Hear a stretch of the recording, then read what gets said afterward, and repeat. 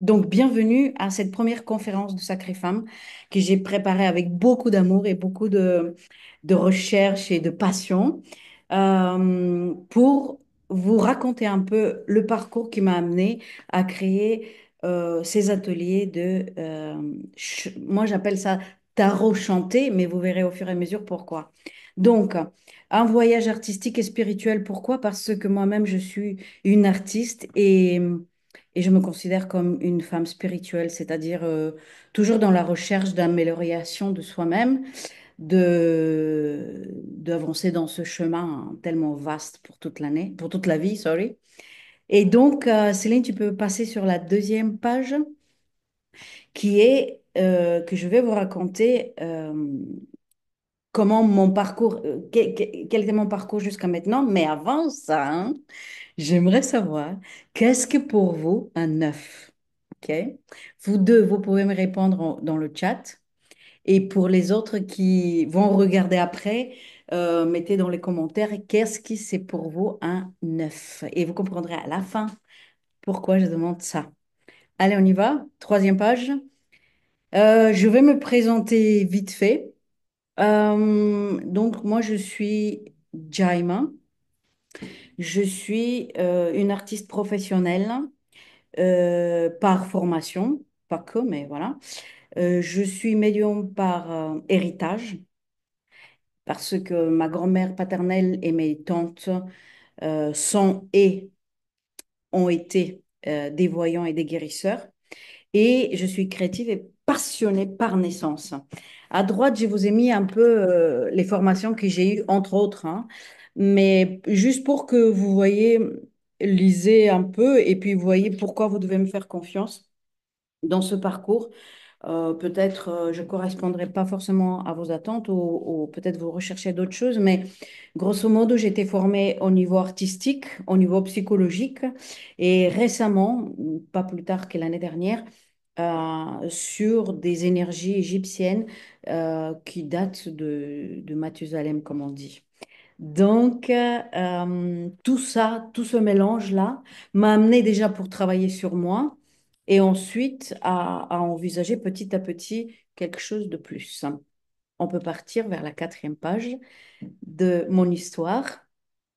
Et après toutes ces formations et tous ces, euh, surtout initiation que j'ai reçue, j'ai créé deux jeux de cartes. L'un, c'est Sacré Femme, c'est celui-là, qui consiste à avoir une lecture approfondie de notre passé, présent et futur, mais toujours par la prisme des facettes féminines, c'est-à-dire de archétypes, voilà, des archétypes féminines. Il y a à l'intérieur 22 archétypes féminines.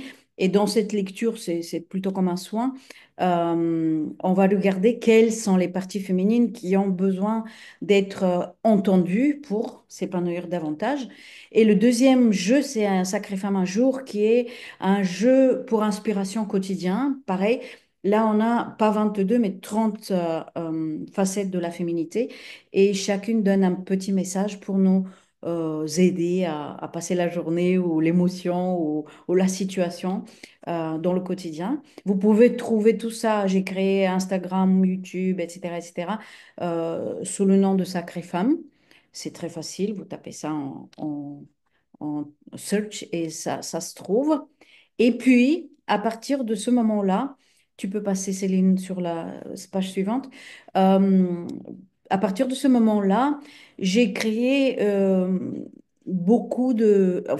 j'ai proposé plutôt des séances à différentes femmes ici au Caire, ou bien en France, ou bien il y a une en Australie. Et j'étais très étonnée à chaque fois parce que ça fonctionnait. Ça fonctionnait dans les profondeurs. Ah, il y avait aussi une de Tchéquie. Oui, oui, oui, oui, oui, Itka, pour ceux qui la connaissent. Donc voilà à quoi ressemble le Sacré Femme un jour. Ça, c'est les messages pour chaque femme, pour chaque partie de la féminité. Et vous pouvez tirer une carte par hasard ou bien juste à mélanger et mettre par jour les cartes afin que vous pouvez avoir un message inspirant. Et on part après vers...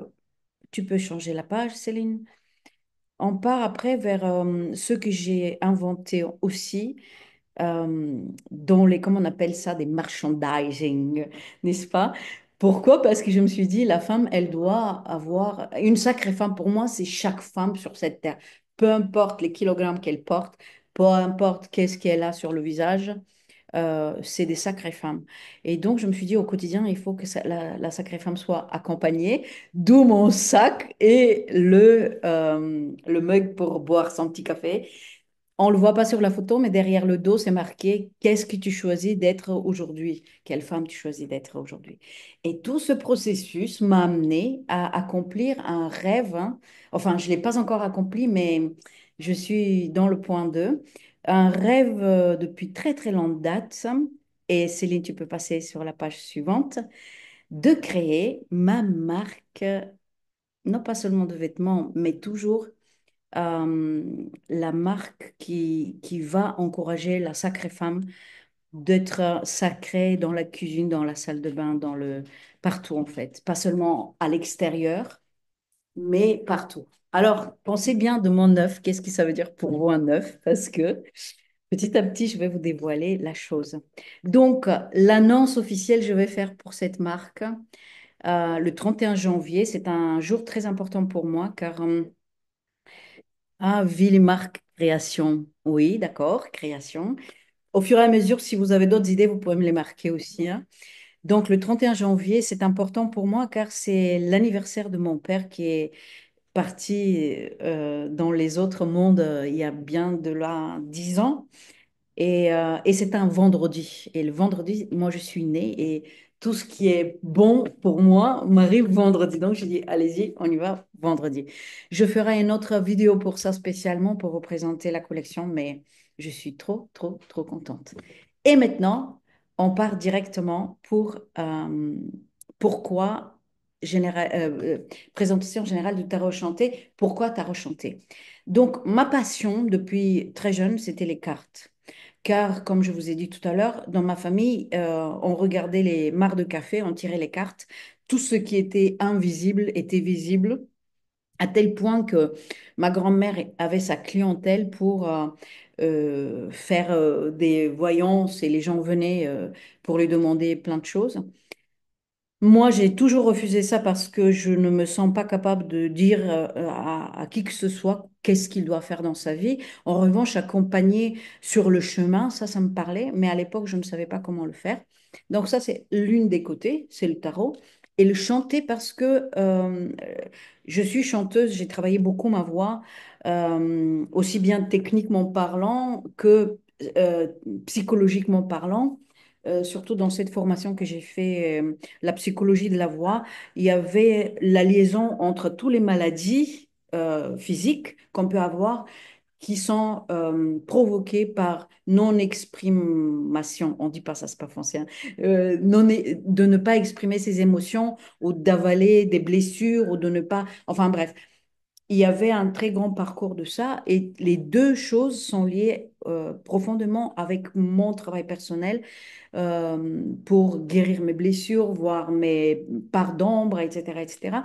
Et j'ai trouvé que ça faisait partie de ce qui me faisait plaisir. Donc, je m'amusais énormément à créer mes tarots, à créer mes chansons et surtout liées à exprimer ce que je n'arrivais pas à exprimer autrement. Euh, et ben, donc, comme j'ai vu que les résultats sur moi étaient quand même assez satisfaisants, je me suis dit, ça, j'aimerais le proposer à d'autres femmes. Et maintenant, on peut aller visiter vite fait. Alors voilà, la transition que j'ai écrite, c'est les trésors de sa voix l'amènent à découvrir un monde, nouvel univers où tout est bonté et le tarot est né. Pourquoi la voix? Parce que je joue, ici c'est voix X, mais normalement c'est voix E aussi. Et les trésors de sa voix, souvent on peut dire, oui, mais moi je chante pas bien, je suis pas une chanteuse, je suis pas ceci, je suis pas cela. Or, on parle tous et on utilise la voix énormément. Mais avant de commencer à utiliser la voix, avant que on se sente suffisamment en confiance pour l'utiliser, on peut commencer par le tarot et les dessins, car on exprime l'intérieur d'une autre manière. Merci Céline de continuer avec l'autre page. Et voilà, je vais vous faire une vite, vite, vite, comment dire, un parcours de l'histoire du tarot parce que c'est très, très grand. Alors, c'est pas parce que j'habite en Égypte, mais les mauvaises langues disent que les tarots, enfin les cartes de jeu viennent d'Égypte. Euh, je n'ai pas trouvé plus de confirmation sur cette théorie parce que les premières choses, les premières preuves qu'on a comme documents ou comme des cartes qui étaient trouvées dans le monde datent du XIVe siècle et le premier endroit où on les a trouvées comme jeux, pas forcément divinatoire, mais jeux tout simplement, c'était l'Italie. Et à l'époque, ça disait tarocchi, en italien, tarocchi, et ça a été comme un jeu de société aujourd'hui, mais pour tous les niveaux de société, aussi bien les pauvres, les riches, les rois, etc. Tout le monde avait droit et accès à ces tarots. Les tarots, à ce moment-là, ils se dessinaient à la main avec des gens très spéciaux, souvent liés avec la cour du roi, etc. Mais quand l'imprimante arrive, on peut commencer à imprimer les tarots, enfin les cartes, et du coup, les tarots commencent à être encore plus connus et plus utilisés dans plusieurs pays, notamment la France, l'Allemagne. Là, donc, les trois pays, France, Allemagne et Italie, sont les pays où on tient les preuves tangibles, c'est-à-dire des documents, des photos, etc. Quant à l'Espagne et l'Égypte, ou le monde arabe en général, sont des suppositions. Il n'y a aucune preuve qui est venue de là, mais beaucoup de gens, beaucoup de historiens disent qu'il est fort probable que les premières cartes sont venues avec toutes les informations et tous les enseignements qu'on a reçus d'Égypte et que des sages ont amené en Europe. Après, les tarots commencent à devenir divinatoires, mais il faut attendre 2 siècles plus tard, au XVIIIe siècle, les tarots, et c'est toujours par les femmes que ce tarot commence à se tourner avec la divination. Et pareil, les premiers tangibles preuves qu'on a, c'est en France du tarot de Marseille qui a été créé à Avignon.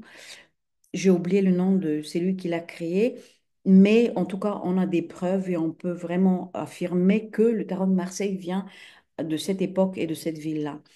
Dans le tarot de Marseille, il y a énormément de symboles, mais le plus important qu'il faut comprendre est que souvent on dit oui, c'est on tire les cartes pour voir le futur, pour voir, etc. Mais finalement, le tarot a été créé pour matérialiser le chemin de l'âme. C'est-à-dire que le fou, qui commence le tarot de Marseille, le fou, il fait une trajectoire à travers tous les 22 arcanes et on montre comment il devient valet, comment il devient roi, comment il devient mature, etc., etc. Parce que le but de ce valet, c'était de devenir quelqu'un qui était complètement accompli. Et là, j'ai marqué l'art du tarot nous fait voyager dans un monde magique, symbolique et spirituel de notre être profond. Alors après, euh, on peut passer sur l'autre page. Après, le tarot au féminin, comme j'ai dit tout à l'heure, c'est que c'est les femmes, c'est ces femmes qui savaient beaucoup de choses. Vous savez, qu'on disait que c'est des sorcières, mais finalement, c'est pas forcément des sorcières. C'était des femmes qui étaient conscientes de toutes ces lois cosmiques, de tous ces symboles. Elles maîtrisaient pas seulement le souffle, mais elles maîtrisaient tous ces euh, entre guillemets, paranormaux, oui, paranormal, enfin bref, vous avez compris, ils pouvaient aller voir plus loin, car il faut pas oublier que tout est énergie. Donc, si on peut se connecter dans cette énergie-là, et ben, avec des cartes, avec des cafés ou au sans rien du tout, on peut commencer à lire la, comment dire, le corps énergétique de chaque personne, de chaque être vivant, je dirais même, parce que tout ce qui est matière, ça a été d'abord énergie et ça vibre d'une façon ou d'une autre.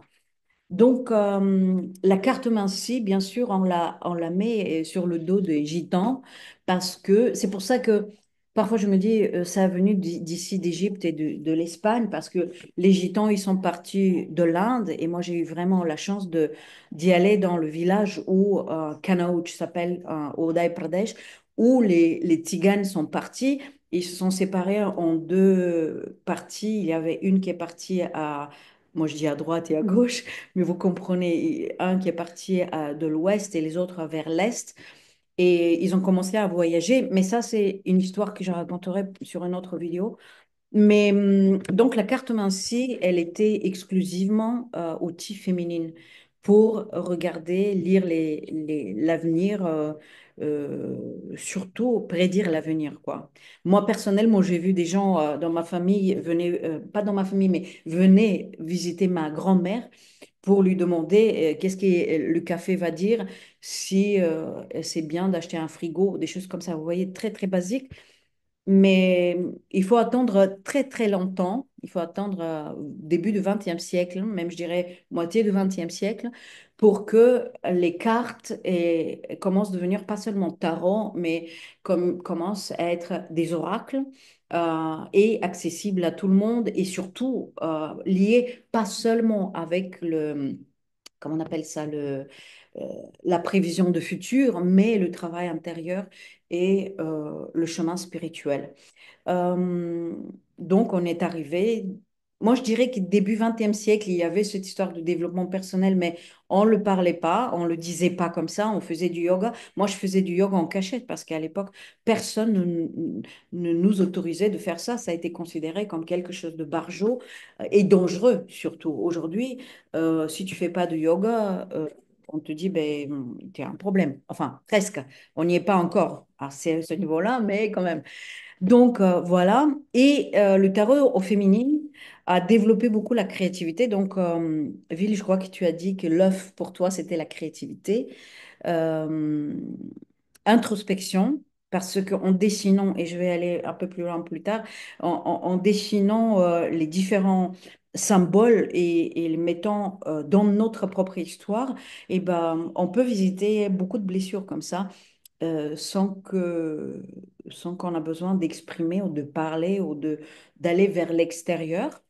Et bien sûr, la beauté, parce que c'est le papier, le toucher, c'est les images qui sont évoquées à l'intérieur. Il y a souvent les gens qui font des oracles et des cartes sont des gens qui ont canalisé une énergie, comme mes cartes, ils sont vraiment dans une canalisation de l'énergie du Isis.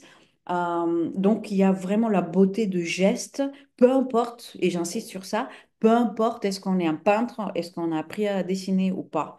Voilà. Pour ma part, je viens d'une famille de peintres parce qu'il y a beaucoup de monde chez moi qui est peintre et je n'ai jamais osé affirmer mon dessin. Mais suite à ces initiations de cet été, les dessins se sont ouverts tout simplement et je n'ai pas fait barrière à ça. J'ai laissé juste faire la chose. On peut y aller plus loin. Donc, maintenant, je veux aborder le thème, la deuxième partie, c'est le chant des femmes dans l'histoire. Quand on commence à regarder les femmes dans l'histoire, on voit bien qu'au Moyen Âge, le chant, la voix, l'expression vocale a été autorisée uniquement et seulement aux femmes qui étaient dans les monastères et engagées dans une spiritualité quotidienne. Tout ce qui est Madame Tout le monde n'avait pas droit et n'avait pas l'accès à cet art-là, car la femme à l'époque, on sait tous qu'on l'avait considérée comme moins que rien. Euh, le chant a ensuite a rentré beaucoup plus dans le théâtre, hein, parce que ça jouait des spectacles qui mêlaient voix mi-parlée, mi-chantée, mais encore, on n'a pas la femme sur scène, les rôles de femme étaient joués par les hommes, et la femme, elle doit attendre bien, bien, bien des siècles avant de rentrer et pouvoir s'exprimer. Je ne vais pas rentrer dans les détails, mais euh, la voix est complètement, quand tu regardes, moi quand j'ai vu la première fois mes cordes vocales en photo, j'ai, j'ai cru tomber dans les pommes parce que c'est identique, absolument identique comme photo avec la photo du yoni. Voilà. Pour ceux qui ne savent pas ce que c'est le yoni, c'est l'organe de l'organe féminine. Voilà. Donc, il y a une très grande liaison entre les deux organes, les cordes vocales et le yoni. C'est ma théorie, ça engage que moi. pardon, ça engage que moi, mais je me dis peut-être inconsciemment, à ces époques-là, on a privé la femme de son pouvoir de la voix, car exprimer sa voix, c'est s'exprimer en tant que femme, selon moi. Mais encore une fois, ça engage que moi. Donc, j'ai marqué ici qu'il y a différentes manières de voir la voix et de la comprendre. La voix anatomique qui montre comment ça fonctionne, les cordes vocales, qu'est-ce qui se passe à l'intérieur, quand on respire pas, quand on est malade, etc., etc. Les différentes maladies qu'on peut attraper à travers un manque de digestion ou bien des nourritures qu'on ne supporte pas et que le ventre amène pour sortir par les canaux oraux, oral, oraux, bref. Et ensuite, on arrive à la voix chantée, la voix chamanique avec les chants chamaniques, la voix de l'Église pour les gens qui chantent les chants religieux. Mais j'ai dit Église, mais ça confond toutes les religions parce que dans toutes les religions confondues, il y a des chants et le chant tient une très grande place dans toutes les cérémonies. On chante tout le temps pour louer Dieu, pour l'adoration, pour le pardon, etc., etc. Ah, et à la fin, bien sûr, c'est la voix artistique euh, qui demande une formation professionnelle pour maîtriser pas seulement les cordes vocales, mais la respiration, la posture, etc., etc. C'est très long à expliquer. Grosso modo, la femme a commencé à chanter assez tard.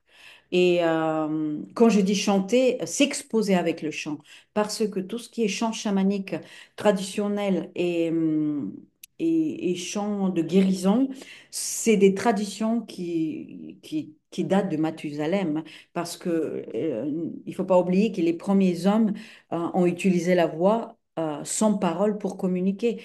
Donc, je pense qu'à l'époque, il n'y avait pas vraiment homme-femme, c'était une manière un langage, quoi, vocal, pour se mettre en communication. Ma théorie, et pareil, ça engage que moi, c'est que comment dire, de taire la femme est venue un peu beaucoup plus tard quand les religions ont commencé à mettre place dans le monde.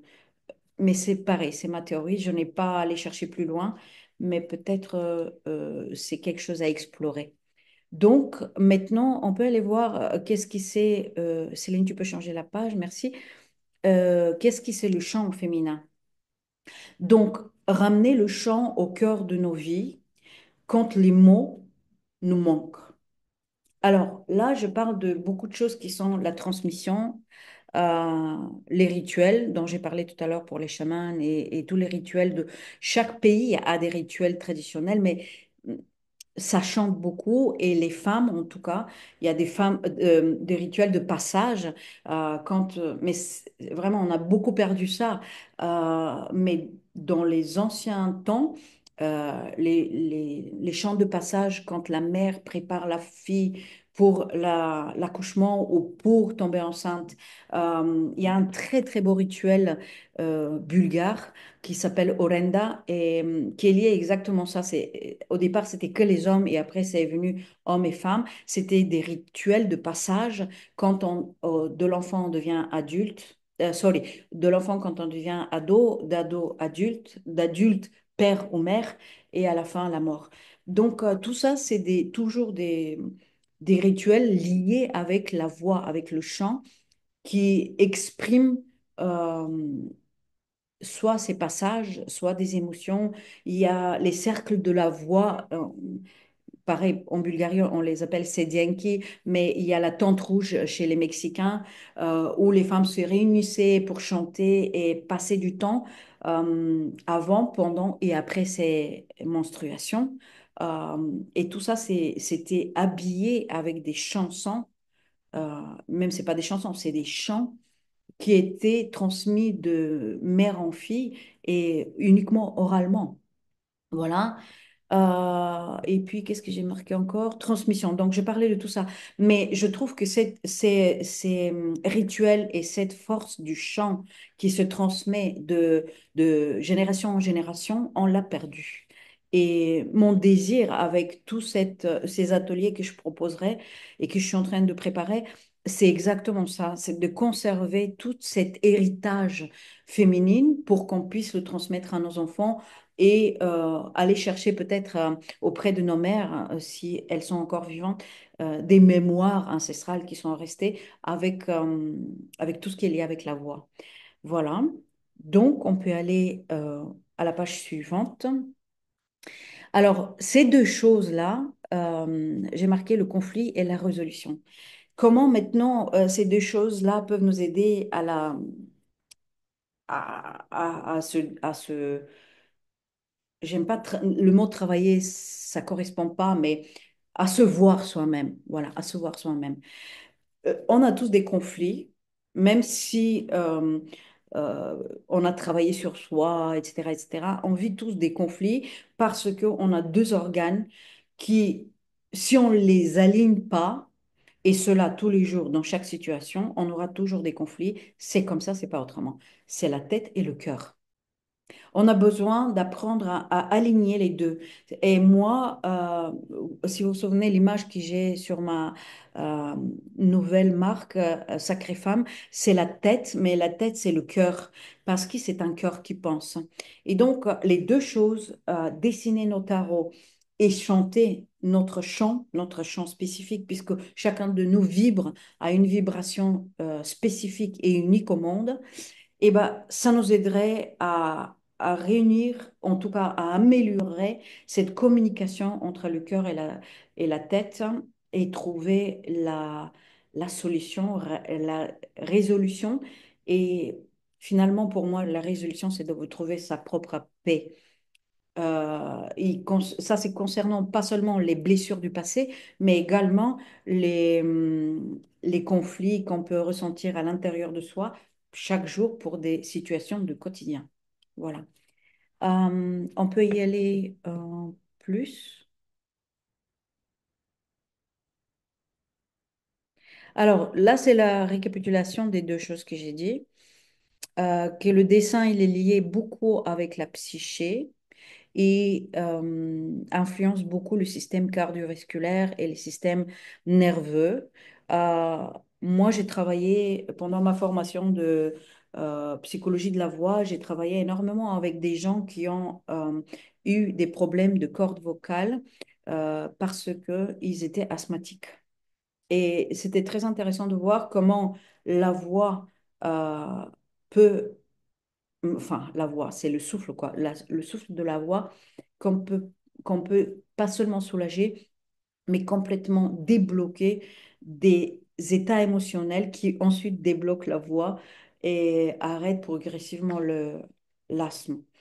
Euh, Chanter, et en plus d'être épanouissement, c'est la fonction de mémoire, langage, etc. C'est vrai parce que à l'époque, quand on donnait les transmissions orales de bouche à oreille, les chansons, on ne pouvait pas les écrire. La femme n'était pas autorisée d'aller à l'école à l'époque.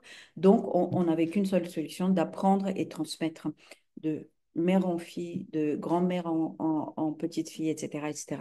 Et le dessin, moi j'appelle ça le dessin intuitif parce que pareil pour le chant et le dessin, il n'est pas obligatoire que tu sois chanteur, que tu as appris à chanter, que tu as appris à dessiner. C'est plus quelque chose qui te connecte avec ton enfant et laisse vraiment l'expression de ton être profond se déverser sur le papier.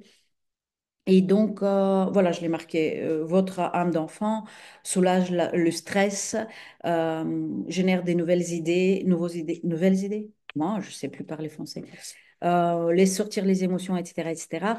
Et surtout, quand on travaille avec les couleurs, formes et symboles, c'est quelque chose. Moi, longtemps, j'ai dessiné la géométrie sacrée et il y a quelque chose vibratoirement qui change une fois qu'on a fait une séance avec les symboles ou avec les couleurs. Vraiment, c'est très, très complet.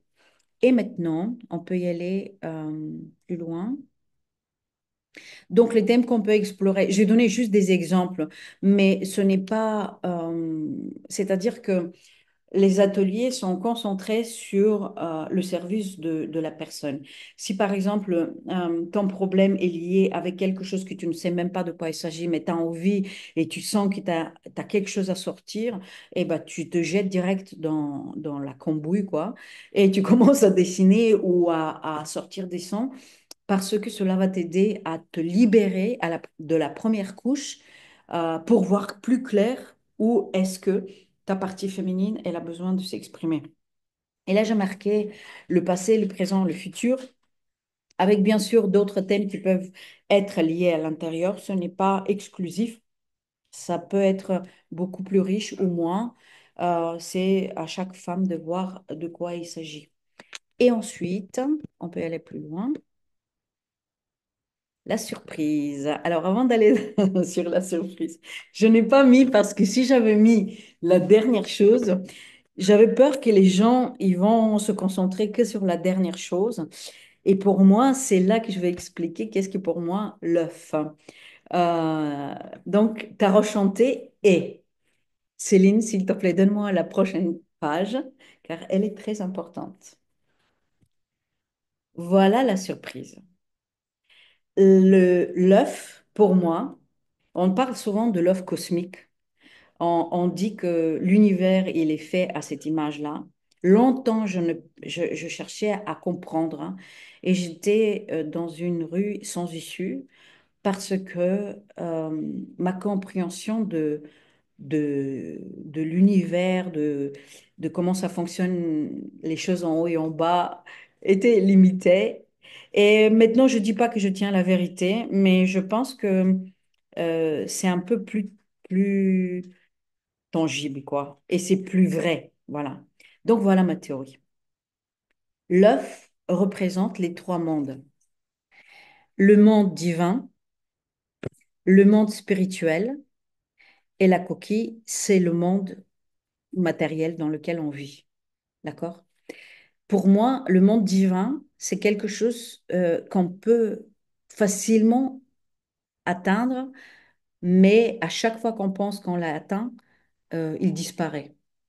Donc, c'est facile et pas facile.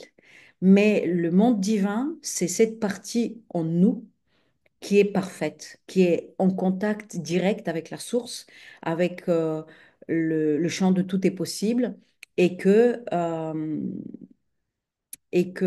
comment dire, qu'il existe, mais il faudra qu'on ouvre l'esprit pour qu'on puisse l'atteindre. D'accord? Ça, c'est le champ divin. Le blanc d'œuf, c'est le champ spirituel.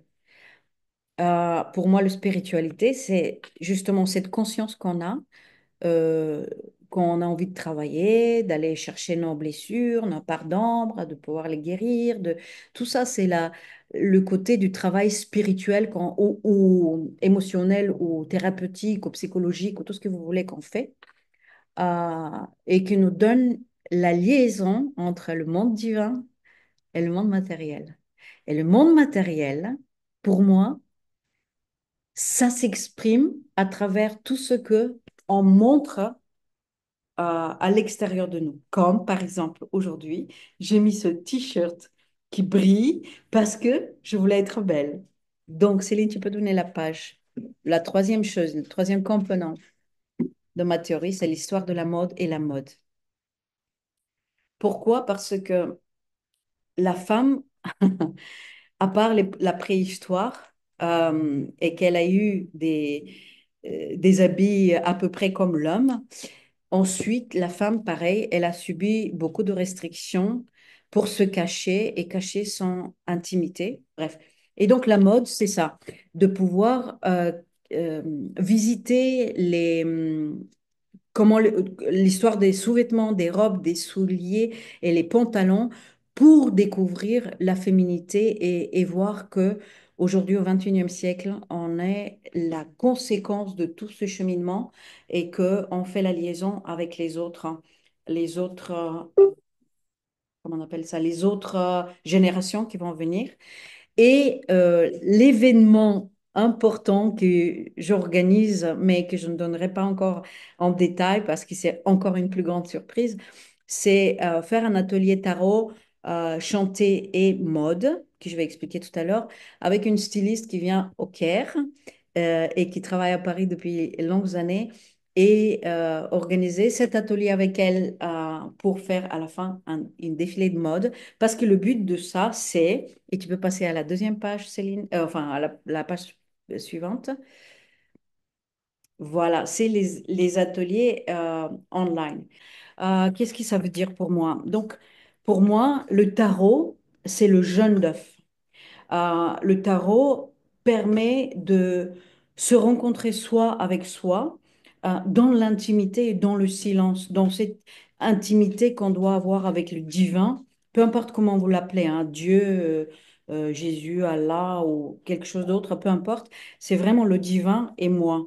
Donc cette intimité, je considère que le tarot peut nous donner en le dessinant, car c'est dans le silence, sans le parole, sans la voix et juste la couleur, les formes, l'eau, si c'est d'aquarelle, et moi, c'est tout.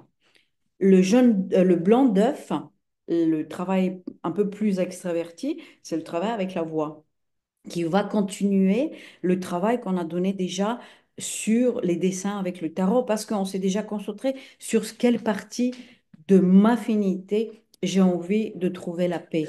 Oui. Et là, on va aller travailler avec la voix pour exprimer justement cette partie, pouvoir la connaître différemment, etc., etc.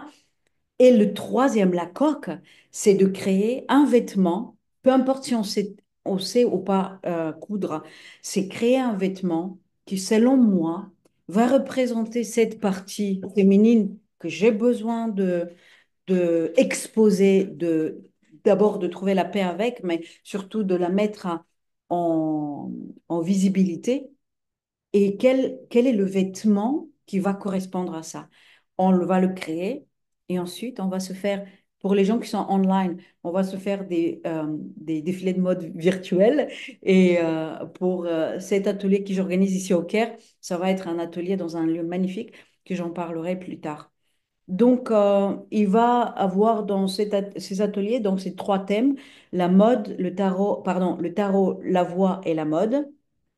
Il y aura trois modules et chaque module, il y a 10 ateliers à l'intérieur qui vous permettront de travailler à votre rythme et de pouvoir prendre du temps aussi à intégrer ce que vous avez travaillé parce que parfois les révélations sont assez fortes. Il y a un groupe privé pour communiquer ensemble ou se donner des conseils ou se encourager juste, voilà, pour juste être entre nous. Un live par mois avec nous.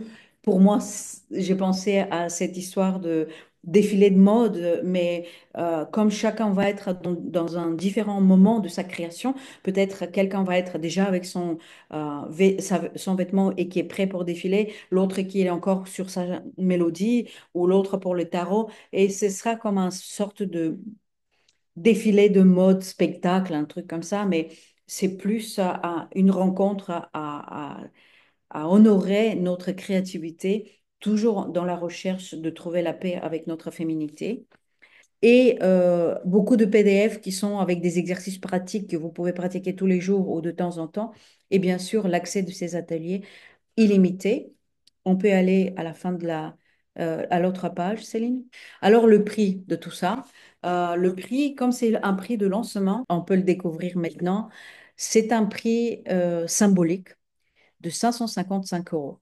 Pourquoi j'ai choisi ce prix-là? Parce que, un, ça correspond au tout le travail qui est assez important de recherche, de construction, de enregistrement des vidéos, des chants, parce que je vais vous apprendre des chants traditionnels ou de rituels à l'intérieur, mais pas seulement. Le 555 en symbolique, c'est le chiffre hein, qui dit lâche la prise, lâche-toi les baskets, fais confiance au divin et avance dans ce qui te tient à cœur. Et j'ai trouvé ça aussi bien pour moi que pour celui qui va acheter ces ateliers-là. Mais attention, j'ai pensé à tous ceux qui ne peuvent pas ou qui ont des difficultés en ce moment. Je comprends tout à fait. On peut découvrir la page suivante, Céline, pour montrer. Donc, il y a trois manières de faire. La première, c'est de payer intégralement tout de suite la somme. Et le bonus, c'est de vous recevrez une séance privée de Sacrée Femme avec les premières cartes dont je vous ai parlé, qui sont pour le développement, pour faire une analyse ou une visibilité de toutes les facettes de votre passé, présent et futur, qui dure environ 1h30, parfois c'est un peu plus. Deuxième manière de faire, c'est de payer en deux fois, 300 fois maintenant et 255 une fois que vous pouvez honorer la deuxième somme. Et je vous donne l'accès aux ateliers. Et ça peut être hein, dans la date de votre choix. C'est-à-dire qu'en payant les 300 euros, vous gardez votre place, d'accord? Et puis après, quand vous êtes prêt pour le reste, vous me dites, OK, maintenant je peux payer le reste. Je vous envoie l'accès euh, de tous les ateliers. Et en attendant, ça vient de me passer par la tête, peut-être en attendant que vous pouvez y arriver là, je peux vous envoyer, par exemple, que les exercices de PDF pour faire les exercices avant de rentrer dans les ateliers proprement dit. Et la troisième option, vous n'êtes pas sûr, mais très intéressé. Donc, dans ce cas-là, je vous propose qu'on parle ensemble à vive voix pour moi que je comprenne quelle est votre résistance et pourquoi, trouver une solution, proposer quelque chose d'autre peut-être, mais en tout cas, ne restez pas bloqué sur le oh, c'est cher ou oh, je ne peux pas ou oh, non, pas maintenant. Si votre désir il est fort et vous vous sentez appelé, je suis ouverte à vous écouter et échanger ensemble sur vos besoins et vos possibilités. Je pense que j'ai tout dit. On peut voir le dernier. Je pense que c'est la fin dans laquelle je dis oui. Je dis merci beaucoup. Joker, pourquoi Joker? Parce que dans les cartes Sacrée Femme un jour, le Joker représente le 31e jour de chaque mois qui a 31 jours et il donne la possibilité de choisir qui on veut être. Au-delà des cartes, au-delà des formations, au-delà de tout ce qui est extérieur, mais qu'est-ce que je veux quand je ferme les yeux et je me connecte à moi-même et je dis, OK, aujourd'hui, quelle personne, quelle femme j'aimerais intégrer aujourd'hui? Quelle est la femme qui m'inspire et qui j'admire et que j'aimerais inviter dans ma vie?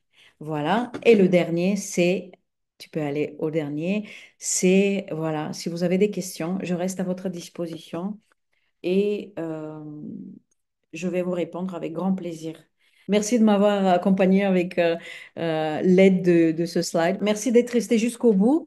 Pour ceux qui regardent ça sur les réseaux ou YouTube, n'hésitez pas à mettre votre pouce, vous abonner à la chaîne pour voir les autres thématiques que je vais proposer et surtout m'écrire dans les commentaires si cette proposition et ces ateliers vous intéressent et si vous voulez qu'on en discute.